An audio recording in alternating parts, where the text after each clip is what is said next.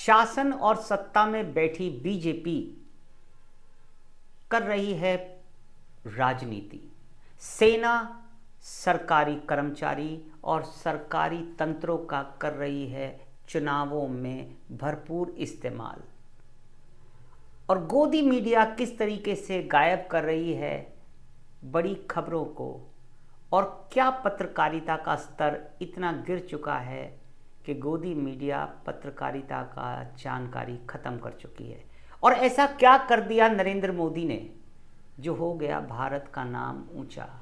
तो सबसे पहले नमस्कार दोस्तों, मैं विचित्र भारद्वाज अपने इस प्रोग्राम सच झुकेगा नहीं और वक्त थमेगा नहीं के साथ हाजिर हूँ।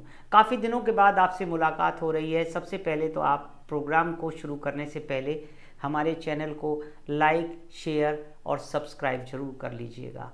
अब बात करते हैं हम सबसे पहले नरेंद्र मोदी की। तो ऐसा क्या कर दिया नरेंद्र मोदी ने जिससे भारत का नाम ऊंचा हो गया। क्योंकि भारत की शुरू से सभ्यता रही है, भारत की शुरू से संस्कृति रही है कि हम कहीं भी कहीं पे भी खड़े हो जाएं, हम हर देश की मदद करेंगे। आजकल इजराइल और फिलिस्तीन में घमासान छिड़ा हुआ है।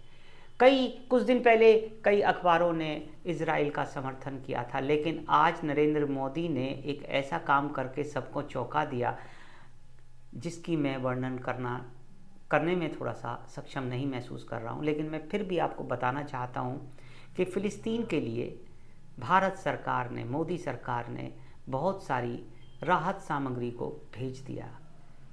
और ऐसा कहकर मैं उस गोदी मीडिया का भी मुंह बंद करना चाहता हूं जो कल तक चिल्ला चिल्ला कर रही थी कि आप इजराइल के साथ हैं या हमास के साथ हैं, फ़िलिस्तीन के साथ हैं।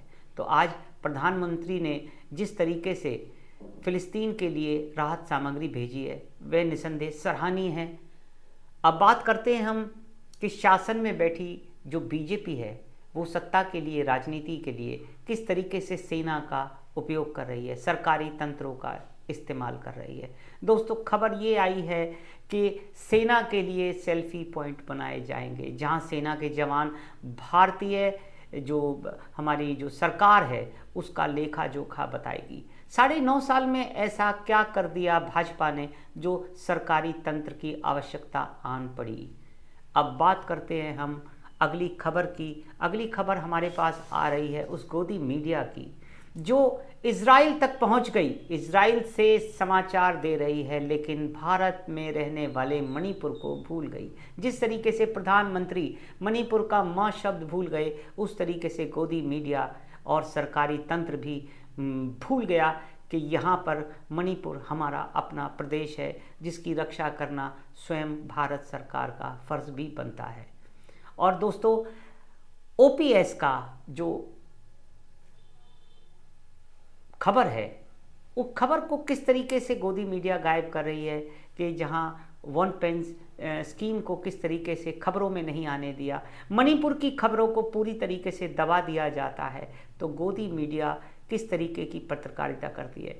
जहां तक मैं रूबिका लियाकत की बात करता हूं तो वो यहाँ से जब इजराइल गई तो उन्होंने बताया कि देखिए किस तरीके से आवाज़ सुनाई दे रही है, जबकि वहाँ कुत्ते भौंक रहे थे। ऐसा कुछ भी आवाज़ नहीं हुआ।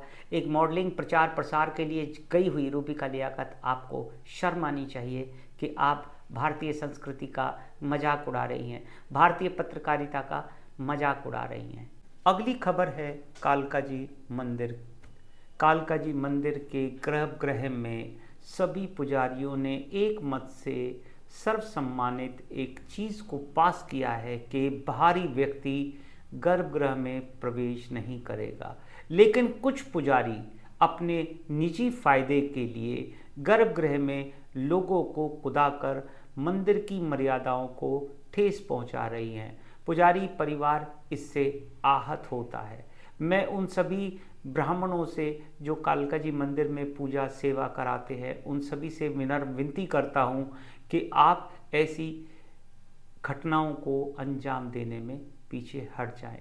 रही बात पास से रिलेटेड, तो मैंने पिछले न्यूज़ में आपको बताया था कि पास से रिलेटेड जो वीआईपी पासेस होते हैं किस तरीके से उनकी खरीद फरोख्त होती है, उसके बारे में भी मैं आपको अपने अगले अंक में ज़रूर बताऊंगा।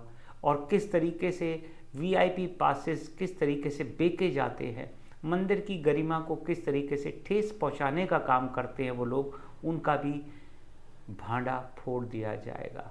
तो दोस्तों, चलने से पहले नमस्कार, आप लाइक कर लीजिए और सब्सक्राइब कर लीजिए, शेयर कर लीजिए, कमेंट्स ज़रूर कीजिएगा और लाइक का बटन ज़रूर दबा दीजिएगा। धन्यवाद।